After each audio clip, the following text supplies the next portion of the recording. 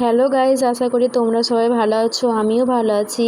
তো আমার হাতের রং এরকম কেন হয়েছে তোমরা সবাই ভাবছো? তো চলে এসো আজকে কম খরচে ও কম সহজ পদ্ধতিতে তোমাদেরকে সিঁদুর বানানোর কিছু টিপস দিচ্ছি। তো ঘরে বানাতে পারো এরকম ধরনের সিঁদুর। আমিও বানিয়েছি।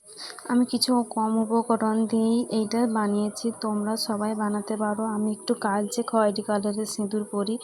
তো তোমরা যদি একটু লালচে পরতে চাও তো খাবার সোডার পরিমাণটা একটু কম দিতে পারো।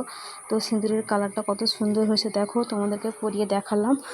তো এই যে হলুদের গুঁড়ো, সামান্য খাবার সোডা আর একটু লেবুর টুকরো সব একসাথে মিশিয়ে নিয়েছি। মিশিয়ে নেওয়ার পর যখন শুকিয়ে যাবে তখন একটু নারকেলের তেল দিয়ে একটি কৌটোর ভিতরে রেখে দিবে। 1 সপ্তাহের মতন হয়ে যাবে। তো আমি যখন সিঁদুর বানাচ্ছিলাম তখন আমার মেয়েও সঙ্গে হেল্প করছিল। সে বললো আমি করবো মা, দাও। তো এই যে বসেছে পাশে, আমার পাশে। তো তোমাদের যদি এই ভিডিওটা একটু ভালো লাগে তো আমাকে লাইক সাবস্ক্রাইব করে দেবে প্লিজ, সঙ্গে আমার পাশে থাকুন। আস্তে আস্তে সিঁদুরের কালারটা কেমন পরিবর্তন হয়ে যাচ্ছে দেখো।